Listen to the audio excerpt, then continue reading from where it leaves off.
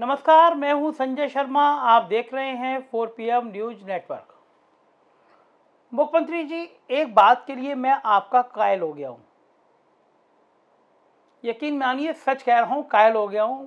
आपको यकीन होगा नहीं होगा, लेकिन मैं कह रहा हूं, मैं आपका मुरीद हो गया हूं एक मामले में। मामला यह है कि यूपी के सबसे ताकतवर लोगों को आपने डरा दिया। अब मैं किसी मुख्तार अंसारी और अतीक अहमद की बात नहीं करने जा रहा हूं।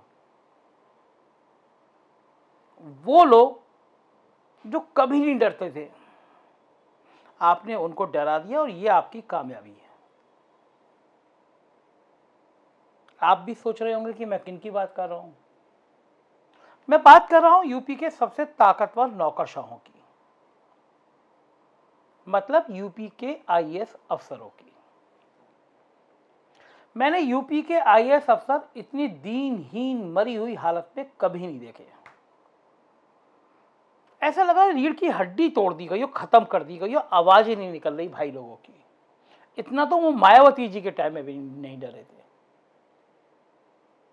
अब आप पूछेंगे मैं क्यों कह रहा हूं ये बात। तो मैं इसलिए कह रहा हूं कि आईएएस एसोसिएशन और आईपीएस के बीच में बिल्कुल बिल्कुल मनमुटाव रहते हैं, खूब मनमुटाव रहते हैं, जैसे ब्राह्मणों और ठाकुरों के बीच में रहते हैं। आईएएस को लगता है कि वो आईपीएस से थोड़ा ऊंचा है, और आईपीएस को लगता है हम लोगों ने तो संग संग एग्जाम दिया था, अगर 20 नंबर ज्यादा आ गए तो ये आईएएस हो गए, वरना हम भी आईएएस हो जाते। ये समस्या लगातार उत्तर प्रदेश में सालों से बनी चली आ रही थी। नियम है, सरकार का नियम है कि अगर जिले में एसपी थानेदार की पोस्टिंग करेगा तो जिलाधिकारी से लिखित में अनुमति लेगा। मगर मुझे नहीं लगता इस समय उत्तर प्रदेश में कहीं यह व्यवस्था चल रही है। कारण यह कि मुख्यमंत्री जी को पुलिस बहुत पसंद है। अगर कंपेयर करो आईएएस में आईपीएस में, तो मुख्यमंत्री को दरोगा वाली शैली ज्यादा पसंद है, मतलब आईपीएस अफसर ज्यादा पसंद करते हैं उनको। तो आईपीएस उनके पसंदीदा लोगों में से हैं। उत्तर प्रदेश में पुलिस कमिश्नरी लागू करने का सपना आईपीएस एसोसिएशन में, आईपीएस अफसरों में ना जाने कब से था, और जब फाइल चलती तब आईएएस एसोसिएशन टंगड़ी मार देती थी, और किसी की हिम्मत नहीं होती थी कि वो आईएएस अफसर से पंगा ले ले, क्योंकि आईएएस अफसर बहुत ताकतवर होते हैं। जो प्रमुख सचिव घिरा रहता था वो थोड़ा सा शगुफा किसी जिले में छुड़वा दिया करता था कि डीएम ने कहा कि इस एसपी ने थानेदारों की तैनाती में मुझसे परमिशन नहीं ली। नतीजा, पूरे प्रदेश में आईएएस और आईपीएस आपस में लड़ने शुरू हो जाते थे, और पुलिस कमिश्नरी ठंडे बस्ते में चला जाता था। मुख्यमंत्री को लगा ये आईएएस अफसर तो है, ये तो बिल्कुल अब कमजोर हो गए हैं और डर गए हैं, तो क्यों ना पुलिस कमिश्नरी लागू कर दी जाए। बड़ा फैसला था, हिम्मत भरा फैसला था, कोई शक नहीं है। तो आनन फानन में लखनऊ में और नोएडा में पुलिस कमिश्नरी बन गई था। और मजे की बात यह, आईएएस एसोसिएशन की चू की आवाज नहीं आई, बिलमिला के रह गए अंदर से। मगर किसी की हिम्मत नहीं हुई कि मुख्यमंत्री के सामने जाके विरोध दर्ज कर दे। सबसे पहले नोएडा में और लखनऊ में बनी। नोएडा में आलोक कुमार बने और लखनऊ में सुजीत पांडे बने। सुजीत पांडे बेहतर छवि के आदमी हैं। आलोक कुमार जी की तो जितनी कहानी आपने सुनी उतनी कम है, ना जाने कितनी कहानियां हैं। और इस बात के लिए भी तारीफ की जानी चाहिए, लखनऊ में सुजीत पांडे की छवि बहुत अच्छी थी, और उसके बाद डी के ठाकुर आए तो उनकी भी छवि बहुत अच्छी है। दोनों पुलिस सेवा के आउटस्टैंडिंग अफसर माने जाते हैं। जब दोनों जगह आईएएस अफसरों की आवाज नहीं निकली तो थोड़ा सोचा कि इसका विस्तार कर दिया जाए। कानपुर और वाराणसी में भी पुलिस कमिश्नरी बन गई।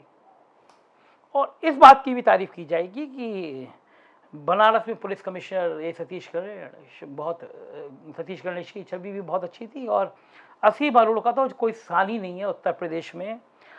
मैं जहाँ तक मैं देखता हूँ, असीम अरुण वो टैलेंटेड अफसर है कि उनको जितनी टास्क दे दो आप उतनी कम है। डायल 112 में जो असीम अरुण ने प्रयोग किए, और कोरोना काल में जो डायल 112 ने काम किया, दिल से सलाम है 112 को, 112 को। उन्होंने 112 ने कमाल कर दिया। असीम अरुण की जितनी तारीफ की जाए उतनी कम है।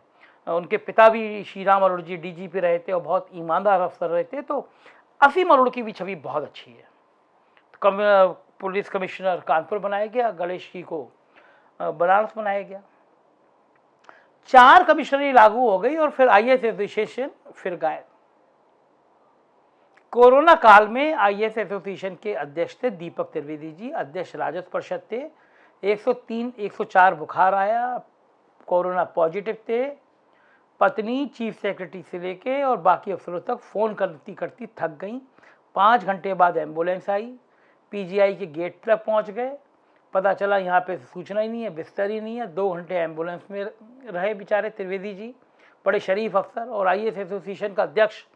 सोचिए प्रदेश का कितना ताकतवर नौकरशाह। और पीजीआई से लौट के आए, इन्फेक्शन था और रिटायरमेंट से 2 दिन पहले उनकी देहांत हो गया। आईएएस एसोसिएशन के अध्यक्ष थे तो तुरंत एसोसिएशन को करना चाहिए था कि उनकी कंडोलेंस की मीटिंग होती है और उसके बाद अपना अध्यक्ष चुना जाना चाहिए था। मगर यूपी के आईएएस अफसरों को मुझे लगता है पैसा कमाने की ज़्यादा लत पड़ गई है या डरने की ज़्यादा लत पड़ गई है। 4 महीने होने को आ गए, अपना अध्यक्ष ही नहीं चुन पा रहे। छोटी से छोटी सफाई कर्मचारी यूनियन हो, मोहल्ला यूनियन हो, लेखपाल संघ हो, बीडीओ संघ हो, सब अपना अध्यक्ष महीने भर में चुन लेते हैं। और ये काबिल नौकरशाह जो उत्तर प्रदेश के सबसे ताकतवर नौकरशाह हैं, ये अपने अध्यक्ष नहीं चुन पाए 4 महीने में। सेक्रेटरी साहब लखनऊ के कमिश्नर हैं, वो इतनी चीजों में व्यस्त रहते हैं, उन्हें होश ही नहीं है।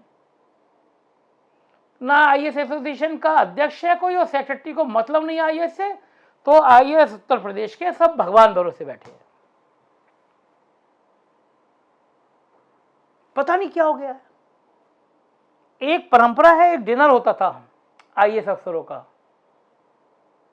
उस डिनर में सब मस्ती से खाते पीते थे, बढ़िया नॉनवेज भी होता था, बढ़िया ड्रिंक्स भी होते थे। मगर अब मुख्यमंत्री योगी जी हैं, तो ना तो उन्हें नॉनवेज पसंद और ना उन्हें दारू पीना पसंद। बताया तो ये भी जाता है मुख्यमंत्री जी को अपना प्रमुख सचिव चुनने में भी बहुत टाइम लग गया। वो चाहते थे कि एक ऐसा अफसर आए जो शराब ना पीता हो, मुर्गा ना खाता हो। अब उत्तर प्रदेश के 80% अफसर तो ऐसे हैं जो शराब भी पीते हैं, मुर्गा भी खाते हैं। अब गोमूत्र और गंगा जल पीने वाले अफसर तो मिलते नहीं उत्तर प्रदेश में। तो साहब वो मीटिंग हुई, उस मीटिंग में मेन्यू में ये कहा गया कि भाई इस बार जो होगा वो नॉनवेज भी नहीं होगा, शराब भी नहीं होगी। और मुझे लगता है कि सरकार को आप जब उंगली पकड़ने का मौका देते हैं ना, तो वो आपका पोछा पकड़ लेती है, कमर पकड़ लेती है। आप क्या खाएं और क्या पिएं, आपकी निजी एसोसिएशन, ये कोई सरकार कैसे तय कर सकती है? और आप क्यों डरेंगे? शराब पीना गुनाह है क्या? अगर गुनाह है तो ये जगह जगह लाइसेंसी दुकानें क्यों खुली हुई हैं? नॉनवेज खाना मना है क्या? किसी धर्म में, किसी शास्त्र में, किसी नौकरी में लिखा है कि आप मांसाहारी नहीं हो सकते, मगर डर गए आप लोग। पार्टी में शराब भी नहीं होगी, पार्टी में नॉनवेज भी नहीं होगा, ऐसी मेरे पास सूचना आई। एक पत्रकारों के लिए बड़ा चर्चित कमेंट है, जब वो आपातकाल के दौर था उसमें कहा गया कि हमने तो मीडिया को झुकने के लिए कहा, मीडिया के लोग रेंगने लगे। तो साहब उत्तर प्रदेश के आईएएस अफसर भी रेंग रहे हैं, डर गए हैं, कमर टूट गई है। वरना 2-2 पुलिस कमिश्नरी बनने की बात आज सुबह से चर्चा में आ गई। 4 बन चुकी हैं, 2 या 3 और बनने जा रही हैं। आगरा का नाम आ रहा है, प्रयागराज का नाम आ रहा है, मेरठ का नाम आ रहा है, गाजियाबाद का नाम आ रहा है। और आईएएस अफसरों को मतलब ही नहीं है। जिस मुद्दे को आप अपनी नाक का सवाल बनते थे, वो मुद्दा आपके सामने से खिसका जा रहा है और आप डर गए। आईपीएस अफसर बड़े खुश हैं, उनको लगता है कि पहली बार आईएएस अफसरों के दिमाग ठीक कर दिया हमने। हम सही भी है, जब बहुत दिनों तक आपने आईपीएस को दबा के रखा तो आपके भी दिमाग ठीक होंगे। मायावती जी के टाइम में उन्होंने शशांक शेखर को अपना कैबिनेट सेक्रेटरी बनाया था, जो ना पीसीएस थे ना आईएएस थे। तब भी आईएएस एसोसिएशन का यह हाल हुआ था, डर गए थे वो। गंभीर सवाल यह है कि देश की वो नौकरशाही, देश की वो आईएएस एसोसिएशन जिसके सामने मुख्यमंत्री और प्रधानमंत्री भी डरते थे, देश की वो ताकतवर संस्था। कौन चलाता है सिस्टम? सरकार चलाती है। गलतफहमी है सरकार को, सिस्टम आईएएस अफसर चलाते हैं। उत्तर प्रदेश का आईएएस विचार करे कहां जा रहे हैं आप। 4 महीने में अपना अध्यक्ष नहीं चुन पा रहे, सेक्रेटरी साहब को होश नहीं है अपने धंधों से, क्या करेंगे आप लोग? 4 महीने में आपकी ऑर्गेनाइजेशन की मीटिंग नहीं हो पा रही है, आप लोग डर के मारे बात नहीं कर पा रहे और आप कहते हैं आप ताकतवर अफसर हैं। बधाई हो आपको ऐसी ताकत की, और ताकतवर बनिए और ताकत जुटाइए, इसी तरह की ताकत जुटाइए, ना अध्यक्ष बना पाए ना सेक्रेटरी बना पाए, आईपीएस अफसरों को ताकत मिलती रहे। भैया मैं विरोधी नहीं हूं, आईपीएस अफसर मुझसे नाराज मत होइए कि मैं आपके विरोध में बात कर रहा हूं, मैं बात सिस्टम की कर रहा हूं, जो सिस्टम चल रहा था मैं उसकी बात कर रहा हूं। अगर आप मुझसे पूछेंगे तो मुझे पुलिस कमिश्नरी से कोई शिकायत नहीं है, लखनऊ में तो चीजें बेहतर हुई हैं, बहुत बेहतर हुई हैं, ये प्रयोग अच्छे रहे हैं, कानपुर में भी प्रयोग अच्छे रहे हैं, बनारस में भी अच्छे रहे हैं, नोएडा जरूर अपवाद है। तो ये अच्छा है, लेकिन जिस मुद्दे को लेकर आप सालों लड़ते रहे हैं वो मुद्दा आपके हाथ से निकल जा रहा है और आप लोग खामोश बैठे हैं। कुछ तो हो रहा है नौकरशाही में, कोई बात नहीं करता है नौकरशाही में। तो अब हम आपको नौकरशाही के कुछ किस्से आने वाले दिनों में और बताएंगे, कुछ और अफसरों की जन्मपत्री बताएंगे और बताएंगे कि उन अफसरों के हजारों करोड़ की आमदनी के चर्चे पब्लिक में क्यों आम है, क्यों कहा जाता है कि ये अफसर धन कुबेर है, इसके ज्वेलरी के शोरूम हैं, इसके बुटीक्स हैं और इसकी वो कई बीघा जमीनें हैं और कई जाने क्या क्या धंधे हैं। कौन अफसर है जिसका दुबई में और लंदन में धंधा है? कुछ पड़ताल बहुत जल्दी करेंगे और बहुत जल्दी आपको नौकरशाही की ये कहानियां भी सुनाएंगे। तो देखते रहिए 4 PM न्यूज नेटवर्क, क्योंकि इतनी खरी खरी सच कहने वाला कोई चैनल आपके साथ नहीं है, आपके पास नहीं है। सब्सक्राइब करिए और हौसला बढ़ाइए, बताइएगा कि आपको ये वीडियो कैसा लगा। Thank you.